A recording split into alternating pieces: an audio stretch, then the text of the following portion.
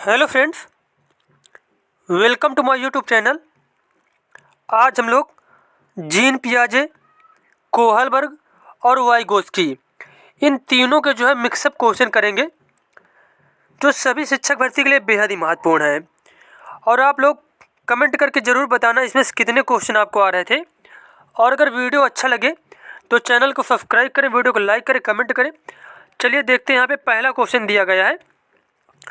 अब यहाँ पे पहला क्वेश्चन दिया गया है, प्राथमिक विद्यालय के बच्चों को पढ़ाने के लिए लेव वाइगोत्स्की ने निम्नलिखित में से कौन सी तकनीक सुझाई है। तो लेव वाइगोत्स्की ने जो प्राथमिक विद्यालय के बच्चे होते हैं उनको पढ़ाने के लिए जो तकनीक सुझाई थी, तो उसका नाम है अनुदेशनात्मक पाठ। नाम है क्या? नाम उसको अनुदेशनात्मक पाठ कहते हैं।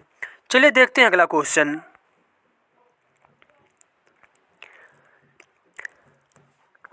अब यहाँ पे दूसरा क्वेश्चन पूछा गया है आपसे, बच्चों को सीखने के संदर्भ में जीन पियाजे मतलब कौन सी चीज़ को महत्व देते हैं, जबकि लेव वाइगोत्स्की को महत्व देते हैं। अब यहाँ पे पूछा गया है कि जीन पियाजे किस चीज़ को महत्व देते हैं और वाइगोत्स्की किस चीज़ को महत्व देते हैं बच्चों के सीखने के संदर्भ में। तो यहाँ पे पहला ऑप्शन दिया गया है, ए वाला ऑप्शन बिल्कुल ही सही हो जाएगा। जीन पियाजे परिपक्वता को महत्व देते हैं और जो वाइगोत्स्की है ये सांकृतिक उपकरण को देते हैं महत्व। अब देखो, जीन पियाजे ने क्या बताया था, 4 चरण बताए थे बच्चों के, जिनमें से प्रत्येक चरण के अलग अलग क्वालिटी होती है, अलग अलग गुण होते हैं। कि मतलब इस चरण में बच्चा ये करेगा, इस चरण में बच्चा ये करेगा। कोई भी बच्चा है तो मतलब एक चरण से डायरेक्ट दूसरे चरण में नहीं जा सकता है। तो जीन पियाजे ने मुख्यतः किस चीज़ पर जोर दिया था?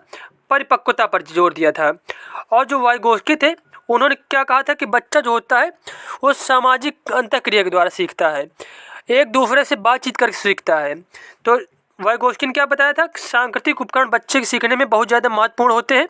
और जो पियाजे थे उन्होंने बताया था कि परिपक्वता बच्चे के सीखने में सबसे ज़्यादा महत्वपूर्ण भूमिका निभाती है। तो यहाँ पे ए ऑप्शन हमारा बिल्कुल ही सही हो जाएगा। देखते हैं अगला क्वेश्चन।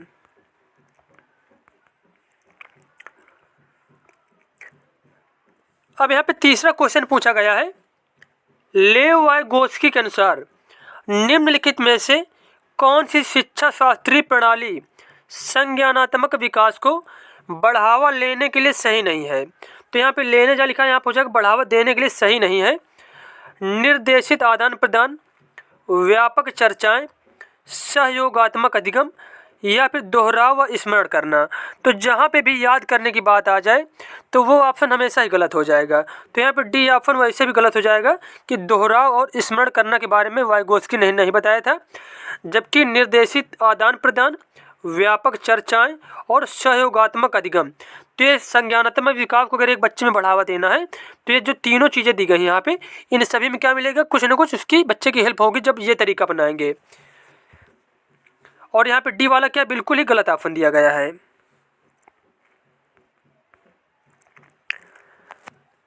अगला क्वेश्चन यहाँ पे पूछा गया है, निम्नलिखित में से किस सिद्धांतकारी ने नैतिक तर्कता के अध्ययन के लिए संज्ञानात्मक विकासात्मक दृष्टिकोण का उपयोग किया है।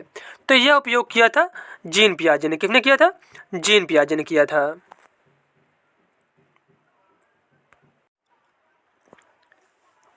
अब यहाँ पे 5 नंबर क्वेश्चन आपसे पूछा गया है, पियाजे के सिद्धांत में वह प्रक्रिया जिसमें एक बच्चा नए अनुभव का बोध करने के लिए अपने स्कीमा को रूपांतरित और संशोधित करता है, क्या कहलाती है। तो जब कोई बच्चा अपने नए अनुभव का बोध करने के लिए अपने स्कीमा को संशोधित करता है तो उस प्रक्रिया को कहा जाता है समायोजन। क्या कहा जाता है? उसको समायोजन कहा जाता है।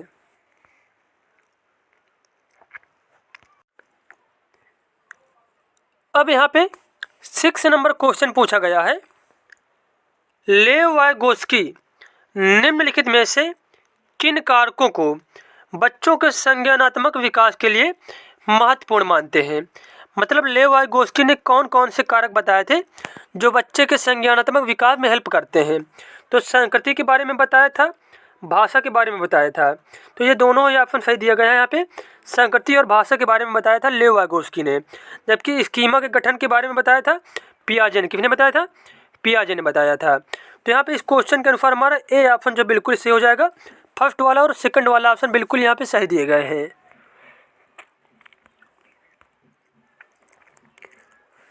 अब यहाँ पे 7 नंबर क्वेश्चन पूछा गया है, बहुत ज़्यादा महत्वपूर्ण क्वेश्चन है और अभी जो सीटेट का हाल ही में जनवरी में एग्जाम हुआ था तो ये पूछा भी गया है।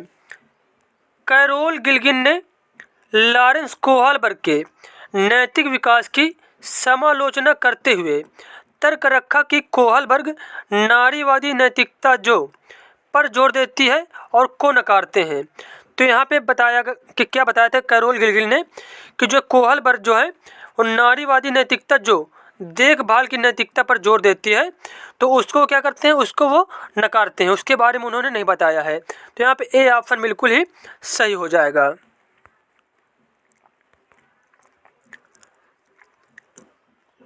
अब अगला क्वेश्चन आपसे पूछा गया है, जीन पियाजे के संज्ञानात्मक विकास के सिद्धांत में संयोजन और समावेशन किसकी पूरक प्रक्रिया है। तो जो संयोजन और समावेशन है यह पूछेगा किसकी पूरक प्रक्रिया है। तो इसका आंसर हो जाएगा यह अनुकूलन की पूरक प्रक्रिया है। किसकी? अनुकूलन की।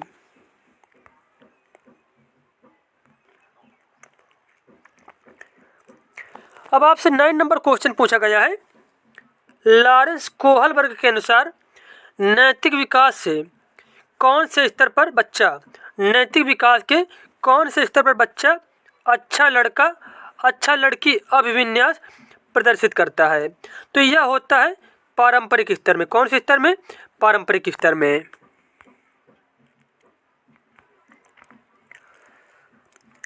अब नेक्स्ट क्वेश्चन आपसे पूछा गया है, लेव वाइगोत्स्की का समाजशास्त्री सिद्धांत शिक्षण अधिगम के लिए किस पर बल देता है। तो लेव वाइगोत्स्की का जो है समाजशास्त्री सिद्धांत है और शिक्षण अधिगम के लिए किस पर बल देता है। तो इसका आंसर हो जाएगा सहकर्मी बातचीत और पाठ पर जोर देता है। जो वाइगोत्स्की का सिद्धांत किस पर जोर देता है? सहकर्मी बातचीत और पाठ पर जोर देता है।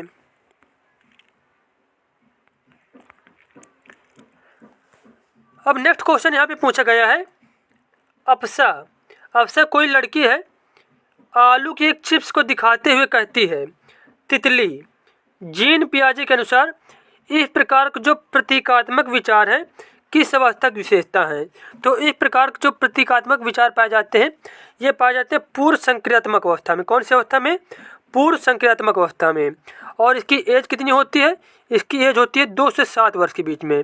2 से 7 वर्ष के बीच में होती है। ये भी आपको याद रखना है।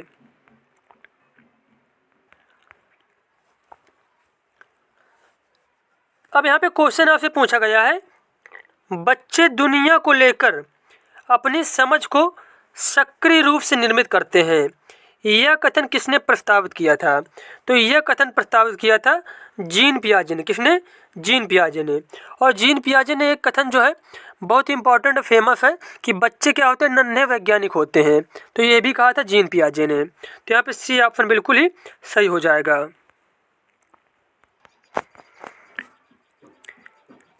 अब यहाँ पे अगला क्वेश्चन आपसे पूछा गया 13 नंबर क्वेश्चन है, किसी एक पहेली के टुकड़े को जोड़ते समय मीठी अपनी क्रियाओं को निर्देशित करने के लिए बोल बोल कर काम करती है। स्वयं को निर्देशित करने से संबोधित भाषा के इस प्रयोग को लेव वाइगोत्स्की किस रूप से संबोधित करते हैं। तो लेव वाइगोत्स्की ने इस प्रकार का जो वाचन होता है इससे बोला था निजी वाचन। क्या बोला था इसको? निजी वाचन। जब कोई व्यक्ति खुद से बात करता है तो उसे क्या बोला था? लेव वाइगोत्स्की ने निजी वाचन बोला था। और जो खुद से बातचीत करने से बच्चे को क्या कुछ काम करने में हेल्प मिलती है। तो यहाँ पे बी ऑप्शन बिल्कुल सही हो जाएगा। अब आपसे यहाँ पे 14 नंबर क्वेश्चन पूछा गया है, अध्यापन अधिगम के संदर्भ में निम्न में कौन सी तकनीक को लेव वाइगोत्स्की ने समर्थन नहीं दिया है। सकारात्मक अधिगम, पाठ प्रदान करना, सहायक अधिगम या फिर प्रतिपादक अध्यापन। तो यहाँ पे जो प्रतिपादक अध्यापन है इसके बारे में वाइगोत्स्की ने नहीं बताया था। अगला क्वेश्चन यहाँ पे पूछा गया आपसे, लॉरेंस कोहलबर्ग के नैतिक सिद्धांत के अनुसार नैतिकता विकास क्रम के किस स्तर पर व्यक्ति कानून और सामाजिक स्वीकृति की परवाह किए बिना किसी कार्य को आत्मानुभूति द्वारा स्वयं निर्धारित सिद्धांतों के आधार पर उचित ठहराता है। तो यह विशेषता पाई जाती है बच्चों में सार्वभौमिक नैतिक सिद्धांत अभिमुखता में। किसमें? सार्वभौमिक नैतिकता सिद्धांत अभिमुखता में।